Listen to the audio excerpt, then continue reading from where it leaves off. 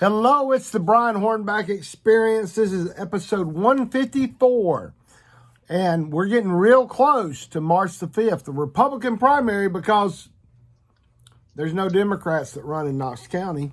And early voting starts February the 14th, runs through February 27th with the Republican primary or the Democrat primary if you're one of those 5 people that go in a phone booth on March the 5th. So I have none other than my friend over in South Knoxville, Mr. Barry Neal, who's running for County Commissioner in the 9th District. Barry, how are you?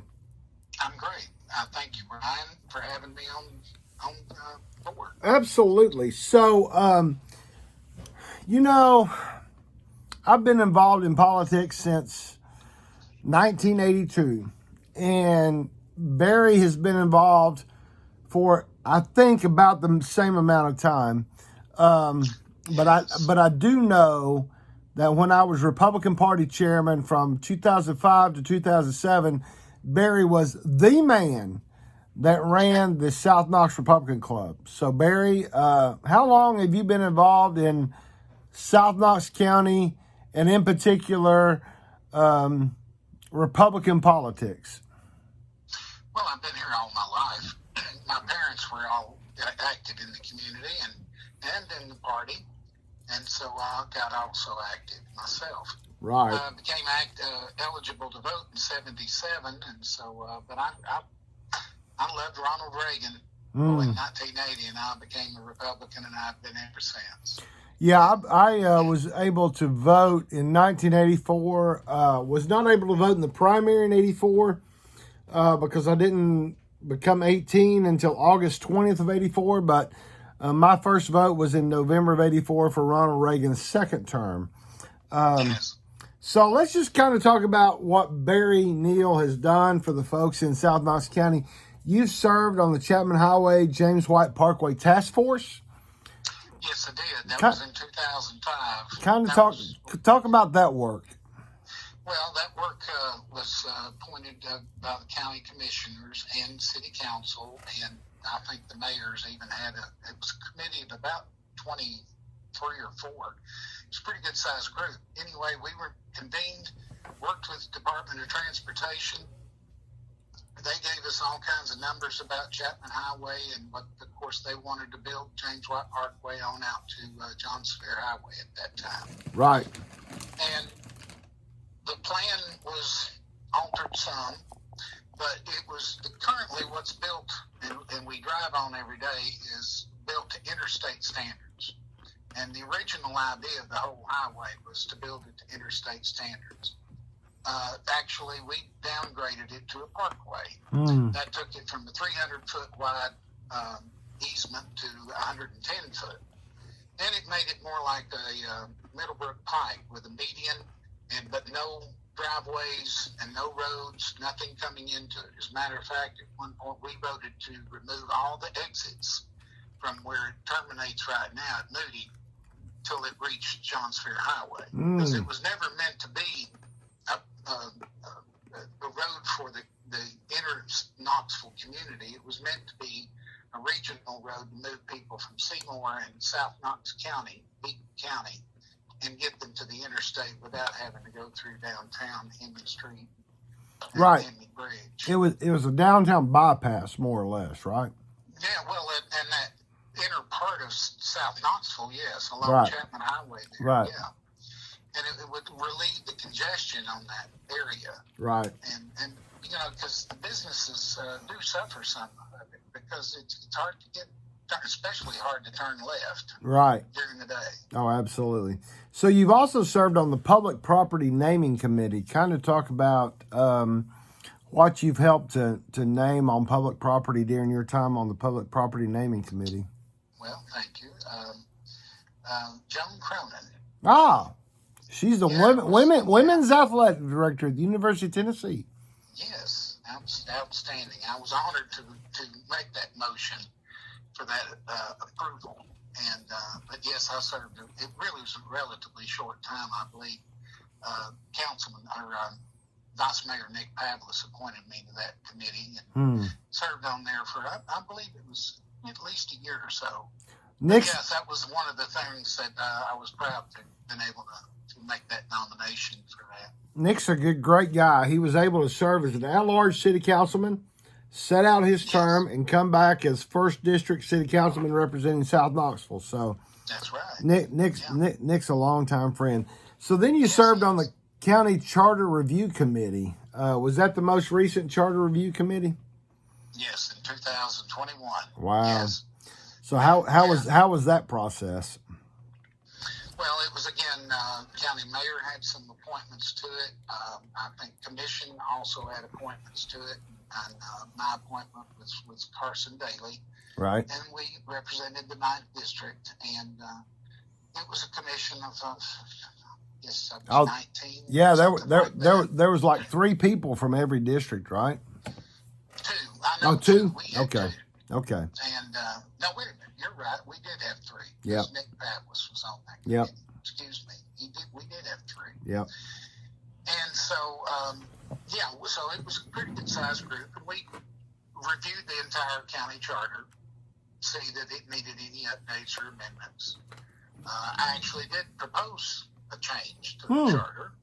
I wanted to go back to 19 commissioners. Man, I forgot you proposed that. You know, you're talking about a 27-member charter review committee, and you proposed going back to 19 county commissioners, where those folks listening or watching the Brian Hornback Experience episode 154, for those of you that are relatively new to Knox County, we had 2 from every district, except one district would have 3. And back in the day, when my friend Howard Pinkston was on the county commission from the 9th District, Barry's district, there was 3. But then in about 1994, the population somewhat shifted, and those 3 came from my district, which is, so I grew up in the 8th District, but I moved to the 5th District in 1992, and so those 3 commissioners came from the 5th District. But, so when we went to 11 county commissioners, we had 1 from each district, 1 through 9, and then 2 at-larges. So you actually proposed going back to 19. Yes, and actually I wanted to go to 19 districts as well. Oh, wow. Because Brian, right now, with the 9 districts, we're going to represent each approximately 50 to 55,000 people. And that's going to continue to grow. And state representatives right now represent about 72,000 people. All right. So we need to look at I feel we need to be closer to our constituents. And having these vast districts and vast areas, of course, the 8th District is probably always going to be large. Right. It's just to open the space. But it's important to be able to reach your commissioner, know who your commissioner is, see your commissioner. And I just feel like that going back to 19 districts, at-large seats, it was going to be a good proposal. Put it out there. It lost, but it was on the table. And so that was my idea. So the law director helped draft it for me. Oh, good. Yeah. Well, and that's the thing that before we go through the other 3 things that I know that you've done for your community in South Knoxville, that's a good point for us to stop, because you understand now from working with 27 people on Charter Review, you understand that you're one of 11 on the county commission. So, That's right. So you've had experience in working with a governing body that sometimes you win, sometimes you lose. So just kind of talk about that for just a minute. I take the Ronald Reagan approach to government, in that if I can get 75 to 80% of what I want out of a piece of legislation, I'll be happy with that, because then I'll work on the other 20, 25% later. Boy, that is a great philosophy, and certainly for those of us that are Republicans, and I think, I know that there's Democrats that listen to the Brian Hornback Experience, and that's great. I welcome them in. Yeah. But I think, obviously the majority of the folks that read BrianHornback.com and listen to the Brian Hornback Experience agree with you and I on a majority of things. So you've been treasurer of the South Haven Neighborhood Association. I assume that's your neighborhood group. Yes, it is. And how long? For a number of years. And how long have you been in South Haven? Oh, I actually moved here next month. It'll be 29 years. Wow, that's amazing. And I came from West Fort Valley over in Colonial Village. Right. Well, and West Fort Valley is a South Knox County district, South Knox County area as well. But yes, right. Yeah, all of this. Right. And you've also been a representative of the South Knox Neighborhood and Business Coalition. What does the South Knox Neighborhood and Business Coalition do? Well, it was just really it's a coalition group that gets together two representatives from each of the homeowners groups, associations, and then also, of course, the business groups. There's now the Old Slier Association is getting started up, going real well, and then there was also another business, Chapman, I believe, South Knoxville coalition.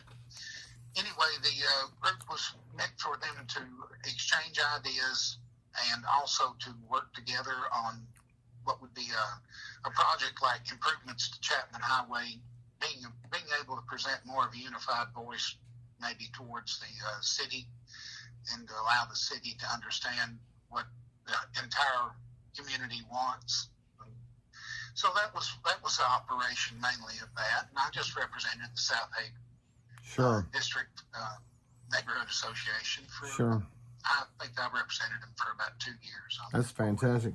And the last thing that I know you've done for your community is the South Knox Kiwanis Club. Now, I've got a couple of good friends of mine. The best friend I've got is Walt Warner. He was involved in the North Knox Kiwanis Club. Tom Mattingly has been involved. A number of other people have been involved in Kiwanis Club, but just kind of talk about briefly South Knox Kiwanis Club, and then we'll kind of talk about kind of some of the things that you want to achieve as the next county commissioner from South Knoxville. Okay. Yeah, Kiwanis was great. I've been involved with them. I joined Key Club in high school. Oh, wow. And Circle K in college, which is the service level in Kiwanis in college. And then joined Kiwanis, was in Downtown Club for a while, and then moved out and went on with the South Knoxville Kiwanis Club, and I became president of that group. We actually, you might remember, before they tore down Baptist Hospital in the old Holiday Inn building there that they used on that corner with Blount Avenue and Chapman Highway, there was a wooden sign there that said, "Welcome to South Knoxville." And that was put up by our club. Wow. We got that. We got permission from Baptist Hospital at the time, which had that spot, and we put that sign up. And anyway, that was one of our accomplishments, and we felt very proud of that. And a lot of people got to see that as you came across the Henley Street Bridge and are there at Blount Avenue, you could see that. You know, that kind of transitions us to talk about South Knoxville today. My mother,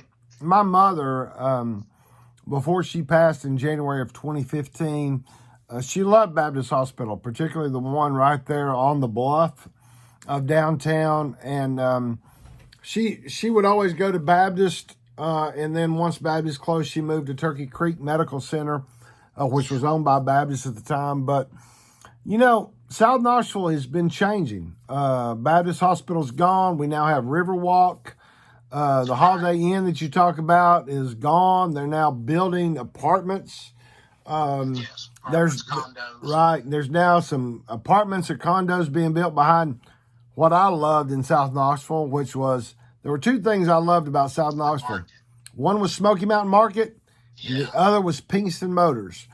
Yes. And you're getting ready to get the old Kern's Bakery, which my great uncle was the sales manager for back in the years.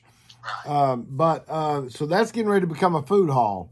So just kind of talk about what's happening. Just kind of talk about what's happening right there as we enter South Knoxville. Well, there's an awful lot of development. There's more development on further down the riverbank to the west, and and then there's still some development off the Sevier Avenue side as well. So yeah, there's plenty of activity over here. It's certainly has changed, because I can remember when I first bought over here in South Haven in '95. People looked and said, "Why did you buy there?" And it's like, well, I mean, I've always been in South Knoxville, and it was a house that I could afford, and that's what I bought. And I've loved it.